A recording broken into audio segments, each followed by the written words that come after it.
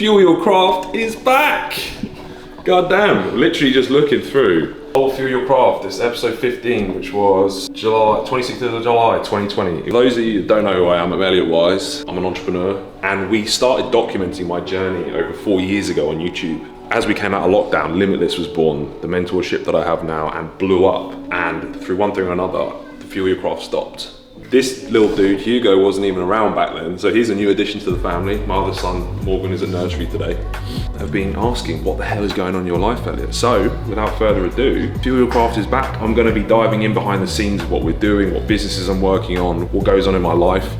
It's gonna be fun. I'm really excited to be back here documenting this journey, showing you guys what we're doing and how we do things, and can't wait to take you for the ride. Don't be on my laptop, son.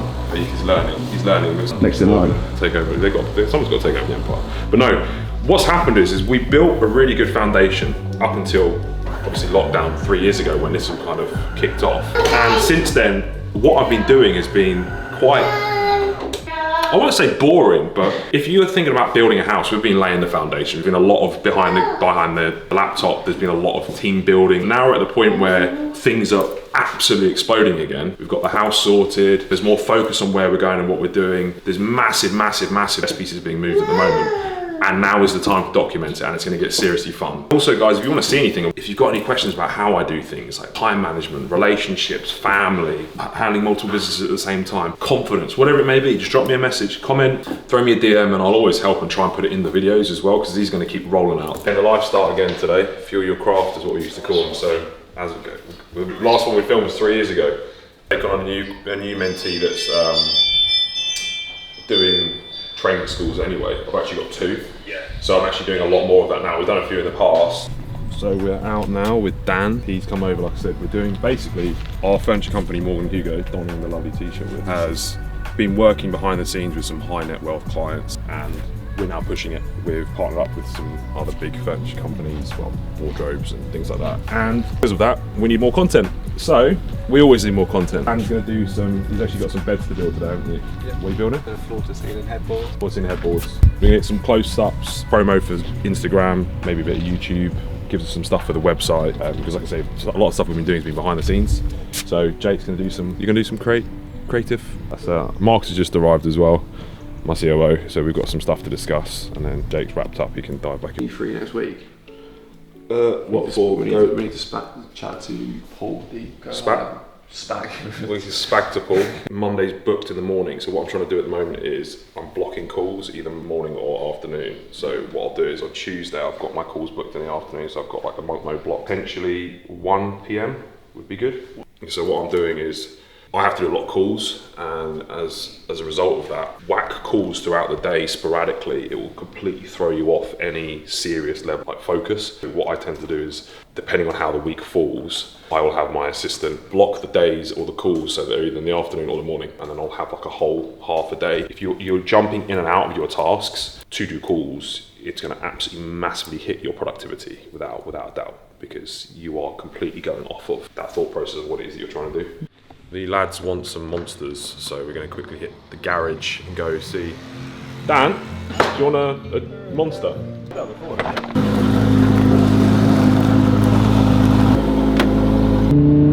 suppose people want to know plans for the next hybrid entrepreneur summit. To be honest with you, for those of you who don't know, we did a massive event in Marbella. It was Hybrid Entrepreneur Summit. It wasn't just a Limitless gig, it was just entrepreneurs all coming together, and I arranged with the team a load of the guys we had speaking were insane. And because of that, we're going to throw another one. The success was so good, we're going to throw another one in November, which is going to be in Bulgaria, which incidentally is where I've moved some bits and bobs, assets and things like that around. So Bulgaria is awesome. That will be November at some point. If you go to hybridentrepreneurssummit.com, there's a place to put down, I think, deposits for tickets and that. I think we're 75% sold already. I haven't even advertised it yet, because there's 60 slots. There's no money made off these events. Everything that I make, I put into the event to just make it next level.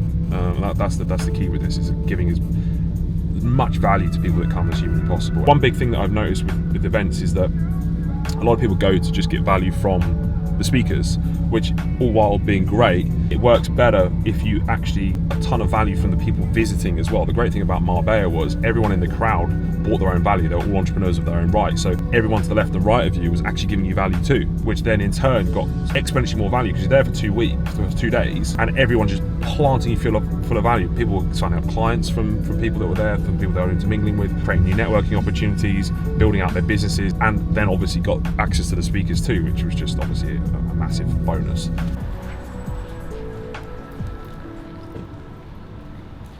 You having anything? I'll have a browse. Brian, £3.50. Literally, I just did a TikTok on Jake Paul, who I think the Logan brothers, for all their faults, are probably the best marketers on the planet right now. They're insane. Their ability to capture attention, no matter what it is that they do, is insane. So what they've really understood is that they don't care what anyone else thinks. If you notice that they utilize negative and positive attention to their own gain, they have very thick skin and don't care. And especially Jake, what he's done is obviously moved into the boxing space, which is brilliant for monetizing negative and positive attention, because it doesn't matter which side of the fence you sit on. If you hate the guy, you're going to pay to watch him get beaten up. If you love the guy, you're going to pay to watch him hopefully win and beat the other guy up. It's absolute genius. And these prime products, it's very similar to what Mr. Beast is doing. If you have the ability, attention is everything, and then all you need to do is learn how to monetize that attention. That is literally the trick to the 21st century marketing. Attention is everything. That's why we're doing these for your crafts. This is exactly why I'm doing this. I want your attention. The fact that you're on this video right now watching me gives me the ability to utilize your attention if I want to. But more than anything, I just need the attention. They need the attention. The more they have, the more they can sell. And that's the key. That is the key. So pick up the camera. I typically try and stay away from high street banks where possible now. Oh, really? Well, they're super clunky and apps are crap. I also worry about them being tied to certain countries as well. So for example, I typically used to bank with HSBC. I used to bank with HSBC, who are a Chinese company, and obviously you've now got, I won't go into details now, but there's a whole brick payment system coming into place.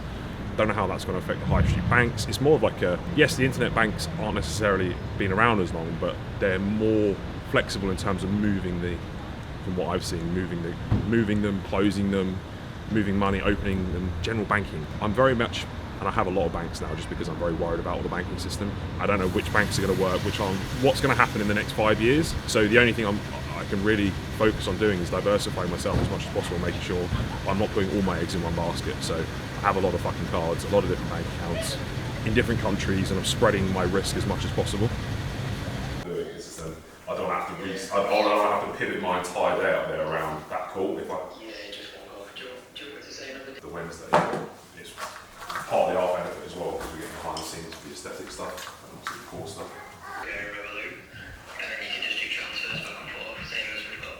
All right, mate. I'll have a little look later, then that's fine. Thank you. Yeah, I did try to sort of work back. Are you filming now? That's on. It's on. Yeah. Just for context, This is how it's going to be rocking and rolling from now on. we've decided we want to start video logging a lot, like actually get some raw content off of these video logs, these Feel Your Crafts. So Jake's showing me how to set up a camera. We got this. My camera, because we got, what's that one? What camera is that? This one. Yeah, A7 III, rocking the Sony G Master 1.4 24mm, perfect vlogging lens. So we're going to have some So we've got a Gorilla Grip or something. Yeah, Gorilla Pod, very So versatile. basically, I can just hold it up like this. Yeah, And or walk and talk. on the go you can just place it down. Place it down. Fewer crafts are basically about to level up massively. So what do I need to know? Anyone trying to build their brand, trust is everything now. Trust is absolutely everything, and to build trust, people need to see what it is that you do on a day-to-day basis consistently. That's the other element to it. Trust is built through consistently watching someone do something over and over and over again. If you see me turn up every single day, day after day, week after week, month after month, year after year, like I have done. People saw me driving my first Bentley, my first 911 Turbo, Sport, Porsche, Supercar when I was 19. And anyone who's been following my journey sees me consistently turning up. Now, I haven't been doing enough of the long form content, but you still see me turning up, which builds trust. People know that I'm not fucking fake. What I do is real. If you're trying to do the same, build trust, it's super important you document the journey. Show the process, as Gary Vee says. Document, don't create. Just literally get a camera out everyone should be investing in a camera. It's hard, especially when you're busy, and it's when you're busy, you want to be doing this stuff because that's when the juice is there, that's when the good stuff is there. Giving this bad boy a test. So we have an aesthetics client, Dr. Wafar. Our website's just launched. Marcus and I are going to give it a quick review on the TV. And this is my first attempt video logging, so be patient with me. It's going to be shit. I'm still on, man. We're going. Are you still on? It's the hub.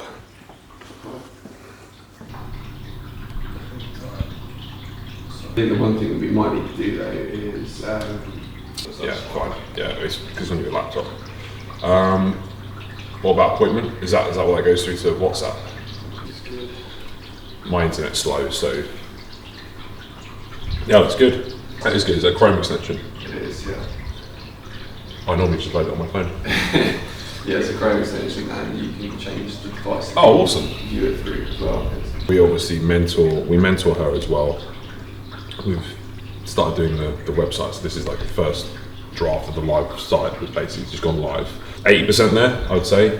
So as part of what we're going to mentor her now, I'm looking at this, it's all great, but there's too much stock imagery on there. Copy is not particularly unique or engaging, so that's something we can work on, but what we'll do is we wanted to get this up and moving because our other website was crap, it wasn't working properly. So this was a matter of getting it up, making sure that it was good enough to actually start generating inquiries and leads, making sure now Marcus and I are going to test everything from top to bottom, make sure everything's there as it should be. We've already gone through it once anyway, well, twice. This is now obviously, it's just gone live, so we'll go through it again now it's live to make sure there was nothing lost in the transition. Often that happens as well with websites.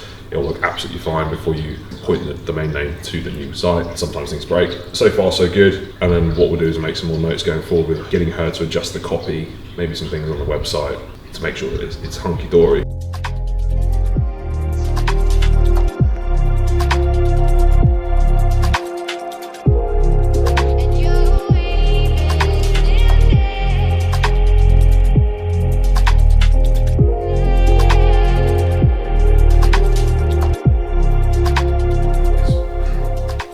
We record every single Zoom call now for short form content, just for records for the business. If I do sales calls, we use the G drive. We have every single sales call, we use like game footage. But what I've been doing is I'm putting my camera on here and linking that up. I've got perfect audio, all this new branding. So then when I can pull reels for short form content out of all of my meetings every single day. So it just gives me, I want an abundance of content, and the quality of your content is so important. As digital marketers or say an online service, our tools are this stuff, right?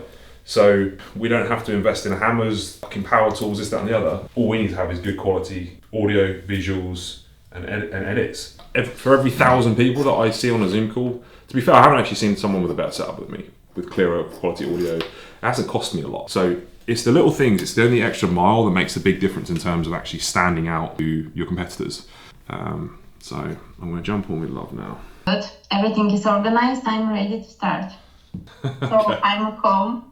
So I mean, more than anything, and I'm just going to try and basically show everyone what we're doing and how we're building and all that kind of stuff. And obviously the fact that I know you haven't started today, so I didn't want to take up too much of your time because you're not officially started yet. So it'll be improved. I'll do the same, and we'll have a bit of a review. And then if we have a really good open communication line with each other, All go right? went really well. Oh, Hugo's up. Hello. Create as much mess as humanly possible. Yeah. That's why we have a nanny. Meeting with Love, I made up name, her Bulgarian name's really difficult to pronounce, so read it to Love. Super positive, she's super organised already, so, and this never happened, she was the first person we interviewed, and she was great, so that's never actually happened to me before. So we're trialling her for 6 months, but ultimately what an executive assistant is versus a normal assistant is that she needs to learn me inside and out. I need as little bandwidth applied to tasks and thought processes outside of things that are really moving the companies forward as possible. So for example, if I am booking a flight, I don't need to just book the flight, but I need her to know that I like to travel in a certain way to the, for example, I always get a taxi or a chauffeur to the air. Like to make sure that I always have speedy boarding, priority passes for everything, a certain amount of luggage that's always the same. If I have to pick food on the flight, I'm very well, I'm not really fussy with how I eat. Like, I've got quite a strict diet that I adhere to. I need to know what food types that I like. So if there's a menu of 3 things, she picks it for me because she knows what I typically like. So I don't have to think about this. An executive assistant then also has integration into the business. So she's got very good business experience. She set up, helped run and set up a couple of companies in Bulgaria. She didn't own them, but she was integral in the actual setting up of it. She just finished setting up an office in Sofia. And what that's going to enable me to do is she has a very good understanding of how the business itself works, so Limitless and the other things that I'm doing. And what I need her to be able to do is to prioritize certain things that need to come to me, because at the moment, everything funnels into me. There's no filter. Remember, life and business is just a game. Most of you are NPCs, set on repeat, doing the same thing every single day. Some of us are players. We get to build the life that we want. As part of my mission, I want to help as many of you have the amazing life that I have and the people I have around me have. I've created a Huddle, Monday morning, 7 a.m, every single week, completely free. You have access to me, my circle, and everyone else that's on there trying to make a better life and learning how to be players. Links in the bio. See you there.